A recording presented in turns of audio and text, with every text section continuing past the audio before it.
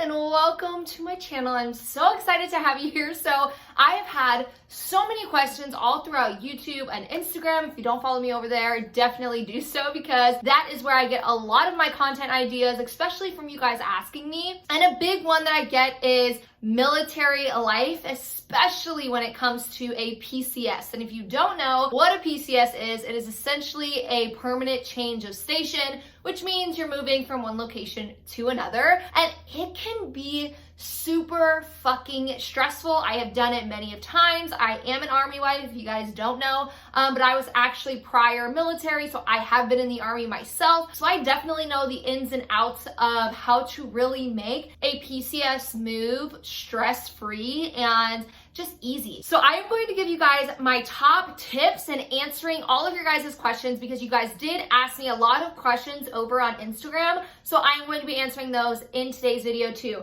So grab, I don't know, your pre-workout, grab your water, grab your coffee, grab your tea, and let's get into it.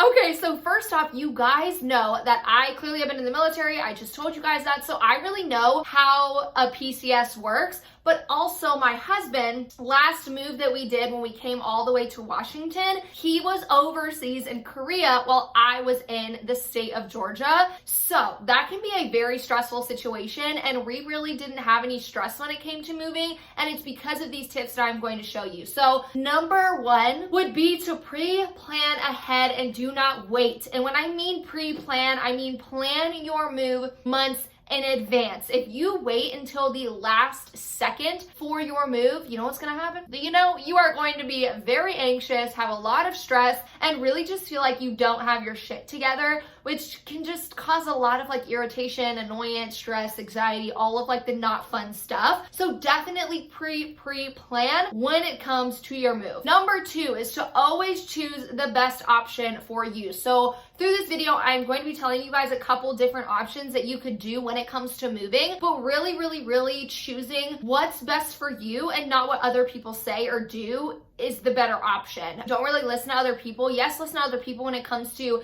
taking their advice, but don't just listen to them just because that's what they've done. Definitely get all of the information you can, and then make the best move choices for you. The next tip that I want to give you before I actually get into the nitty-gritty tips of this is to really make a to-do list and a file folder. So what I did was, my husband was overseas for this move. This is really the move that I'm going to be telling you guys, because it was the biggest move we did, but also the hardest with me being in Georgia and him being in Washington. So what I did was I literally sat down with him. I mean, he was over FaceTime, and we sat down and I really made a to-do list. Like, this is what we need to do. This is how we need to do it. This is the paperwork we need. These are the numbers to the movers, to Washington, to literally every little detail that I needed. I wrote it down, which one allowed me to just relieve that anxiety of feeling like I was missing something, and then also keeping everything in one place, because you don't want to lose anything. Trust me. You do not want to lose like receipts. You don't want to lose paperwork from the housing movers. You just don't want to lose shit. So making like a file folder to really help you just keep everything organized is going to be super helpful with these next tips. So the next thing that I want you to do after you've made your to-do list is housing. A lot of people don't think about this, like where they're going to be staying when they get to their new location. So for instance, for us, we knew that we wanted to live on post. We lived off post prior, when we were both active duty, and we really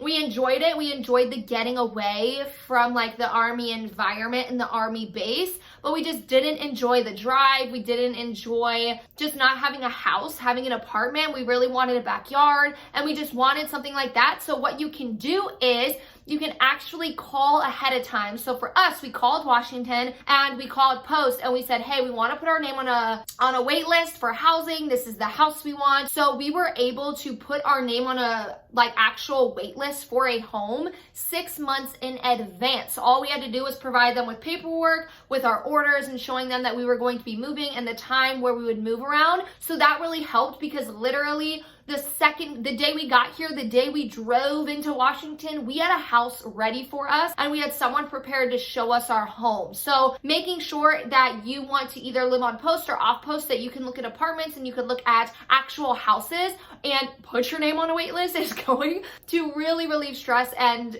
give you less anxiety. I would suggest going on Facebook. There are shit tons of Facebook groups for literally every post. If you are coming to Washington, they literally have a JBLM like Facebook group. I can drop the link down below for you guys if you are coming to JBLM, if you are coming to Washington, but they have shit on there. Like you could literally look at the houses on the Facebook group. You can ask advice. You could see like what housing is better, because for us, we didn't do that part. We didn't go on Facebook. We were just like, fuck it. We're just going to get the house that's closest to his job, because JBLM is a big base. So we were just like, oh, we'll just get a home that's close to his work. So we actually got a house that's 4 minutes away, but we really qualified for like, we could have qualified for like a 2-story house with like 3 bathrooms, like ginormous, with a fenced in backyard. Like we could have qualified for that if we did more research. So definitely make sure to get it on a Facebook group or be able to know like what the housing looks like and if it's what you want before getting to your base. Because guys, wait list to go to a new location and to get a house if you are trying to live on post is freaking insane. So making sure you know what house you want and you get yourself on that wait list is going to be super, super helpful. So that leads me pretty much into the next tip, which is whether you want movers to move your stuff, like your, your housing stuff, or if you and your spouse want to move yourself. So you do have 2 options when it comes to moving. You can either, and this happens with, doesn't matter if you're in the Army or not, you can decide this whether you're in the Air Force or the Marines. You can move yourself or they can move you. Personally, I prefer them to move me. It's so much less stress. It's so much less anxiety. They pack everything up for you. So what you would need to do is you just need to get the phone number and contact information for the movers if you want to do that. Or you need to do what's called maybe a Diddy move, which is where you move yourself essentially. And you have to get separate sets of paperwork from the mover's place on your post. So you definitely need to look into, a bitch needs a sip of water. You definitely need to look into which one you would prefer. So we decided to have movers move us because my husband was coming from Korea. We were in 2 separate locations, and for me to pack up the whole fucking house by myself was not going to happen. Like, I am not doing that. I'm not packing up the whole house myself and having it ready when he gets home. I'm just not that kind of wife. I love him and I clean the house. I do all of those kind of things, those wifely duties, but I'm not about to pack up our whole house. No thanks. So instead, what you do when you have movers move you is movers will call you and actually ask you when a good date to pick up your stuff is, and you'll make a date with them and a time for them to come. So all you have to do is pack up the things that you want to drive with you or fly with you, whether you're driving or whether you're flying to your next location. So what we did was we packed 1 luggage for me, 1 luggage for the hubby, and then we just separated, like I had to keep my perfumes out because you cannot send liquids with the movers. So we just pretty much took the stuff that we wanted to actually bring ourselves and we put it in the corner, and then the movers came and they literally took everything out of the cabinets. They took our couch and they wrapped it up and they picked it up and they put it in the truck. The only thing we had to do was 1, be there and then answer any questions, because they'll ask you like, hey, are you sure you want us to move this, or can we take this? Because you don't want them to, accidentally take your luggage. So you need to take with you that has all of your stuff in it. So personally, I just think that's so much easier, because all you have to worry about is packing your actual stuff that you need to take with you, and then watch movers literally pack your fucking house for you, which is the best thing ever. And then what happens is they load your stuff up on a vehicle, and then you pretty much make a date for when it's going to arrive to you. Now, what I will say is we did have to buy like an air mattress and stuff so we could go through that transition time. So I think we went a week in Georgia with no housing stuff because they took it, and then we went a week when we got here in Washington waiting for our stuff, which really wasn't that big of a deal. Like we made super simple meals. We pretty much just had our air mattress and we had everything that we needed when it came to like what we already packed. So we just kind of like chilled like that in an empty house for about a week until the movers moved our stuff to Washington. Washington. And then another great thing about that is they essentially like pack your stuff off, they bring it into the house for you. So all you have to do is unpack your stuff. They'll bring it in, they'll put your couch together, they put our bed frames and stuff together,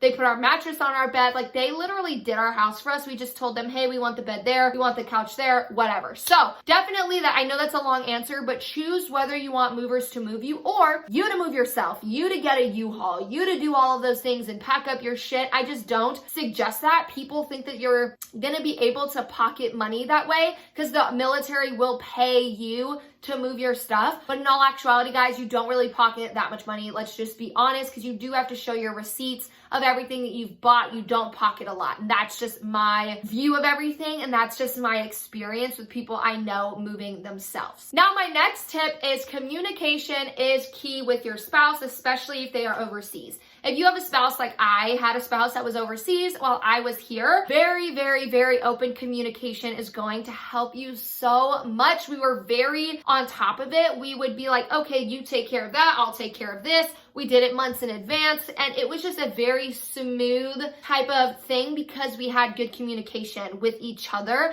So definitely make sure that you guys are communicating, and that is going to be super helpful whenever it comes to your move. Another thing is to plan for your pets when moving. If you have animals, it is going to make it a little bit harder on you because you have to actually pack their cage. If you put them in a kennel, you have to pack their food, you have to pack all of that. But if you're flying, definitely make sure you know all of the rules that have to go with putting your animal on a plane and stuff like that. But definitely make sure you set aside like planning for your animals, whether it's a dog, cat, bunny, I don't even know, whatever animal you have, definitely make sure you plan their travel too, because that's going to be super important.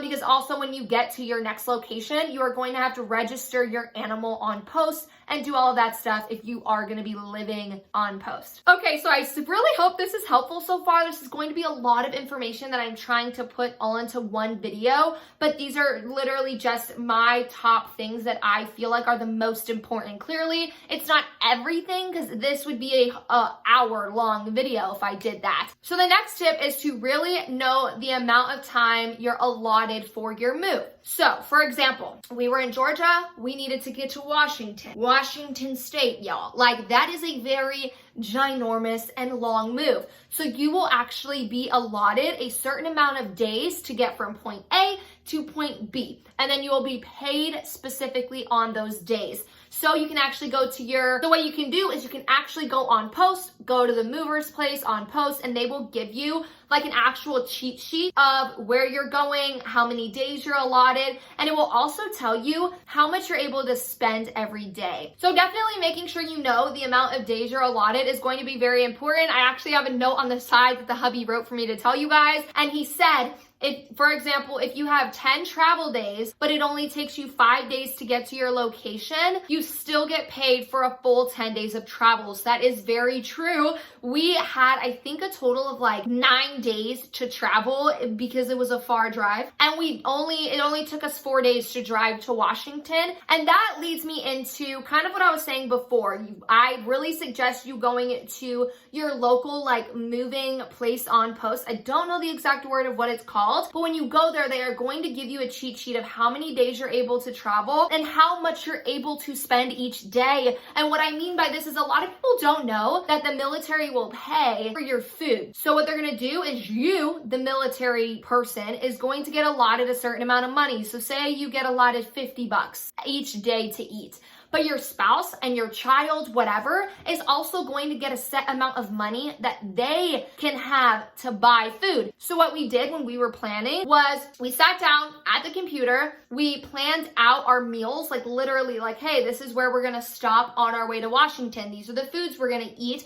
And we actually ended up spending like hundreds under what we were allowed to spend. So you do get a lot of money for food expenses. So please make sure that you know how much money you're allowed, because if you don't, you may end up going over that amount, or maybe you just don't eat enough. And bitches, we need to eat when we travel. And okay, so definitely make sure that you know that piece of information. So I did want to pause the video really quickly to let you guys know one thing that I will actually talk about in the future of this video. But when it comes to your move, you can kind of go three ways about the money. You can either pay out of pocket, you can get a government travel card, or you can attempt to get an advance, which is when they'll give you money prior to your move. But getting an advance is very rare. But again, I'm going to talk about this a little bit more in the future. I just wanted to clarify the money situation and how you are able to get money in order to do your move. And that kind of leads me into knowing where you're going to make stops. If you are driving, guys, if you are driving, for example, I'm going to keep saying this. When we went from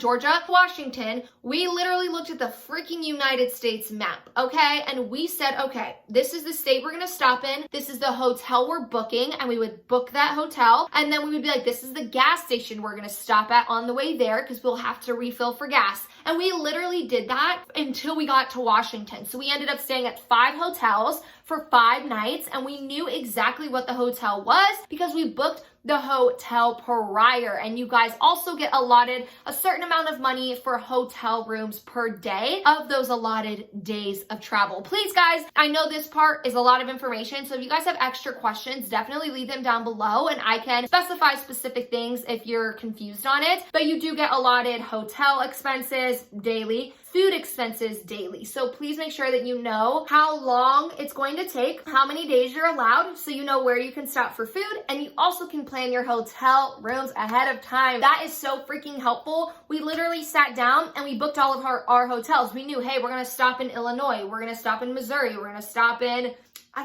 Arkansas. I don't even know where that is on the map, but you guys know the gist of what I'm saying. If you're driving, plan your hotels in advance and know where you're gonna stop so it makes life easier. You know what you're gonna eat. And that's really why I feel we were so less stressed. We knew what hotels we were staying at. We already booked them. They were already paid for. We knew where we were stopping for food. We knew where gas was, and we knew our route to get from Georgia to Washington. So that was taken care of in a matter of like an hour. We literally sat down and did all of that at one time. And that leads me into my next tip, which is having a government travel card, a GTC card. So you can, if you're in the Army, you can actually go to your S4, so pretty much like your supply people, your money people in your battalion, and they will be able to help you get a government travel card. I guess some places don't let you, which I don't understand, but we had a government travel card, which was literally like a unlimited credit card, which allowed us to pay for our hotels, pay for our food, and all we had to do was keep receipts. So whenever we booked a hotel, we printed off that receipt and I kept it in that file folder that I told you guys that I kept for our traveling,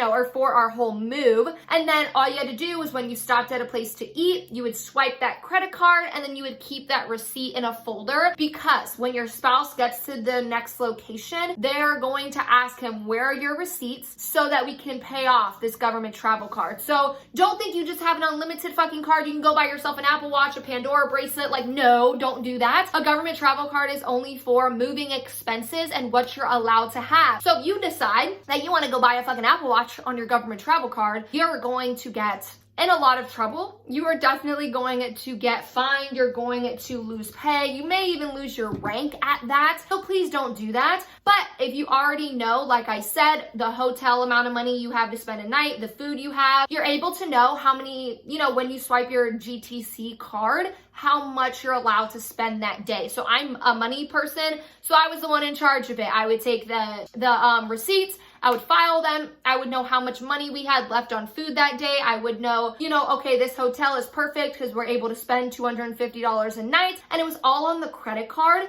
So nothing came out of pocket. And that was the biggest help to us. We did not pay for a damn thing. We didn't even pay for our snacks at the gas station because that is covered in your food for the day on your government travel card. But you must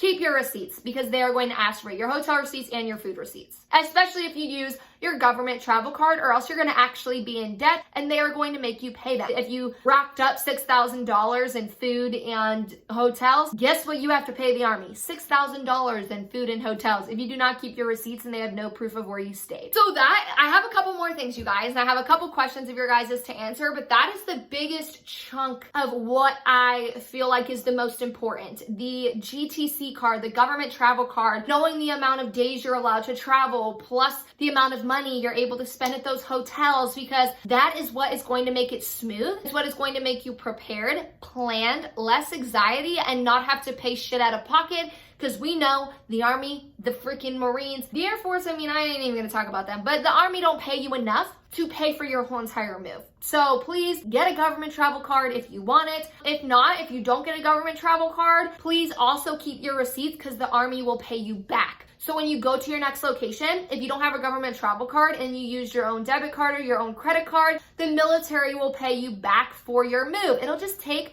a couple of weeks. We know how the military works. They don't give a shit about paying you. They only give a shit about taking your money. So please make sure that you have your receipts and stuff for that also, so that they can pay you back all of that money, including gas money. I forgot about that. Gas money too, they pay for that. You're allowed a certain amount of gas money every single day. So please make sure you know the amount of gas that you can have every single day to travel, because that shit's paid for too. Woo!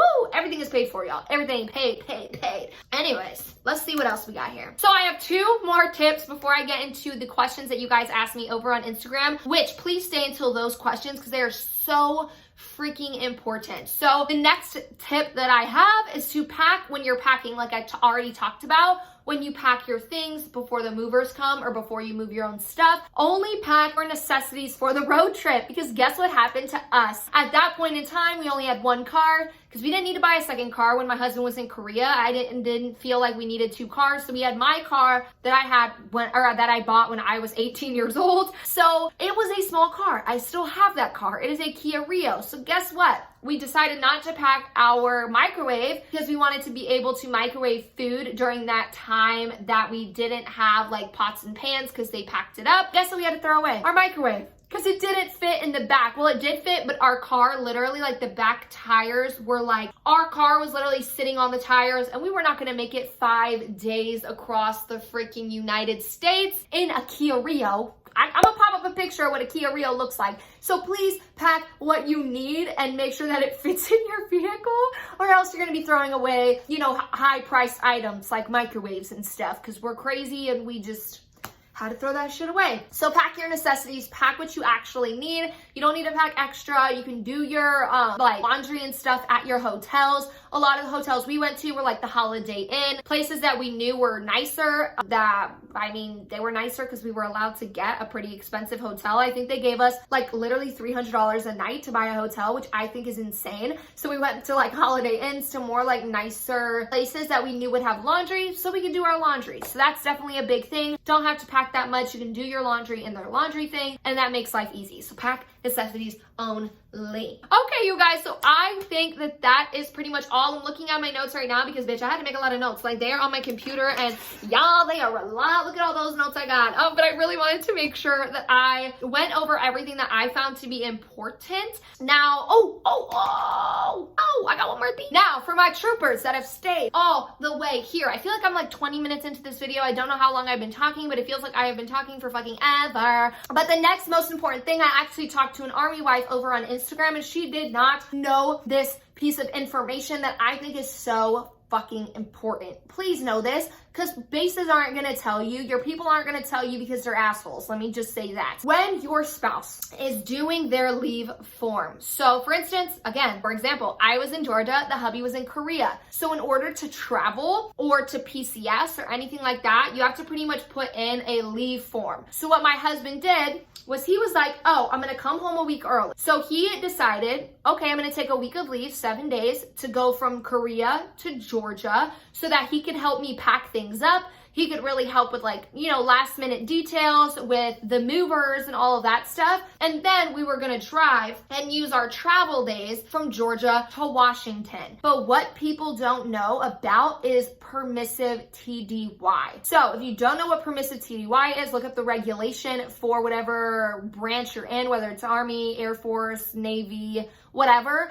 Look at your permissive TDY regulations, because for the Army, what permissive TDY is days that you're allowed to travel, essentially, or days that you're allowed to take to look for housing. So what my husband did was he left Korea a whole month early. Like, he wasn't supposed to leave, I think, until like September, but he was back to me in Georgia in August, because what you're allowed to do is in Korea, you take your leave form, and I wish I had a freaking example in front of me. Maybe I'll make one for you guys, or you can comment down below if you want a photo of what it looks like and I could send you a leave form, an example one, and exactly how to fill it out. But what you're going to do is put the amount of permissive TDY days that you get, mix that in with the amount of days of leave that you want, so that they go together. So my husband, I think we were allowed 10 permissive TDY days, so 10 days, and then he ended up taking like 3 weeks of leave. So we had a whole month, but 10 of those days were free days. So when we got to our next location, he did not have to talk to people. He did not have to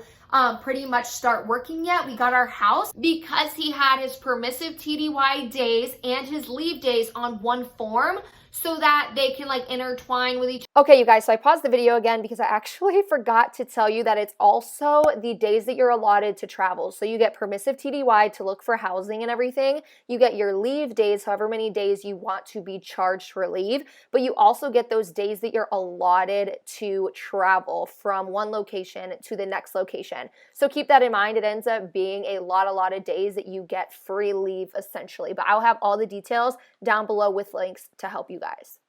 It's a little bit hard to explain, but it allows you to have so many days free. And I know for me, with my husband being overseas for a year, I wanted as much time with him as I could before he signed in like to his new unit. So being able to fill out that leave form, having those permissive TDY days plus adding some of his own leave allowed us like a whole month, or a whole month and a week before he had to actually sign in to his new unit. So please know that you can put permissive TDY days onto your leave form when you're leaving one location to another, because if you do not do that, if you decide you're gonna take like say 2 weeks of leave with your travel so that you can get from one location to the next with like no anxiety, no stress, your spouse doesn't have to sign in right when they get to the next location, you're allowed to take permissive TDY, but it's gonna be up to that unit when they wanna give it to you.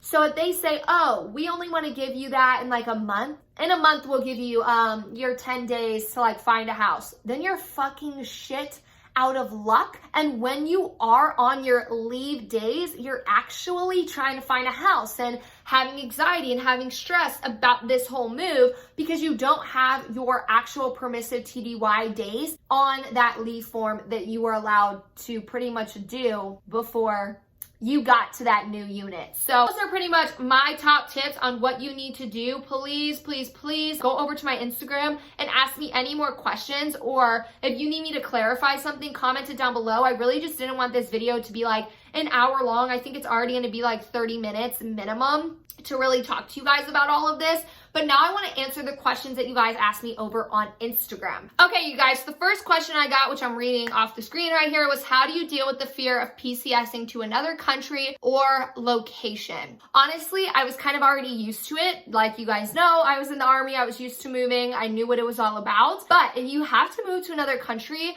or another state, I say like be excited. Like be excited about traveling, about seeing a new place, about not being where you've always been, which I know for a lot of people that's their comfort zone. You want to stay where you've always been, but be excited for that. But an actual tip that I can give you is to look for a job or a hobby before you get there. So before you actually move to that new location or that new country, look at, oh, do they have, if you like lacrosse, I love lacrosse, but unfortunately they have like no lacrosse teams here in Washington, but I looked for it, trust me. Look at that location, like, oh my God, does Washington have any like leagues for lacrosse that I can do? Or do they have any daycare jobs? I love to work with kids. Or start applying to those jobs or looking at those leagues and how much they may cost or whatever before you get to that location, so you have something to look forward to. Or if you want to go to school, look at colleges, talk to an advisor, talk to somebody, start contacting colleges to see which one would be best for what your goals are. So those are the things that are definitely going to help you. It can be scary. It can be hard to move to another location that you didn't decide to move to, that your spouse decided, because you know that's kind of how it is.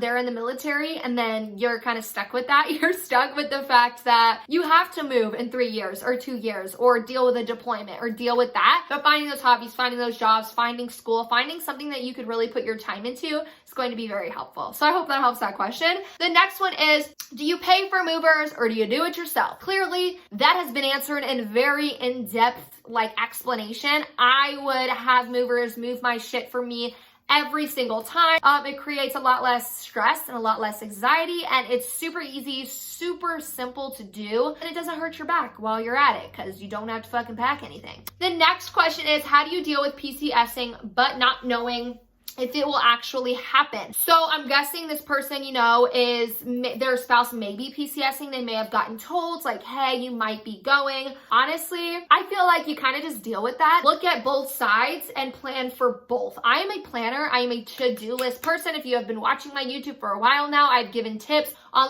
to-do lists and how to make them and doing all that stuff. I would just look at both. Be like, okay, let me make a plan for where I'm at, but let me make a plan for where I may go. So say I didn't know if I was going to be staying in Georgia or if we were moving to Washington, I would make a plan for both of those, because we actually didn't know about Washington until 3 months before my husband's deployment was over, and we knew that we were moving. We just didn't know where we were going to. So I kind of had a plan for what am I doing now? And what is my plan for when I move? If I'm moving, am I going to go to school? Where am I going to go to school at? Am I going to get a job? Let me start looking at places over there, but let me also, stay in my mindset of that I'm staying here. So I just think planning for it, because you don't want to be blindsided. You don't want to be told a month before you have to leave, hey, you leave in a month. Good luck, good fucking luck, because they'll do that to you. So definitely just not stressing about it. Don't stress, guys. Moving it doesn't need to be stressful. It doesn't need to be something that every time you move, every couple of years, you just get so much anxiety over. It's a thing, it's gonna happen, and just find it something that's exciting and just make something fun out of it. So really just, planning for both, plan for both. And another question that I got was, what are the crucial things to bring and what to live without? So when it came to moving, the question is a little bit confusing to me, because I don't know if you mean what are crucial things to pack up with you and keep in reach that you could reach during your move. If that is what you're talking about, I honestly just packed my makeup. If I wanted to put some makeup on, my go-to makeup, I packed my clothes and not really much. Like I said before, I really think that packing just your necessities on a road trip or when you're flying, I know most people don't fly to their next location because we have cars, and if you are stateside in the military, they will not fly your car for you unless you're going overseas, and if you're going overseas, they will only fly one car for free, and you have to literally pay for the other car. So most people are,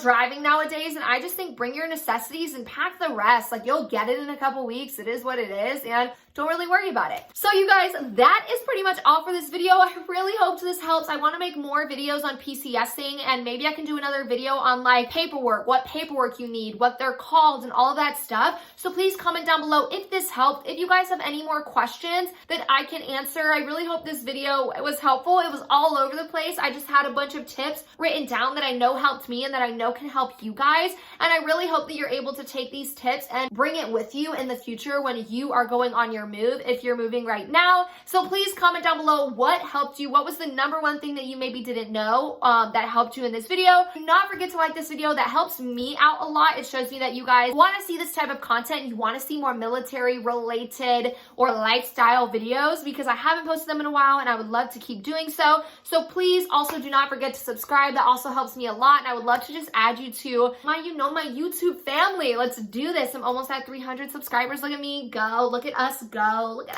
us. But that's pretty much it. Don't forget to comment, like, subscribe to my channel, and I will see you guys in next week's video.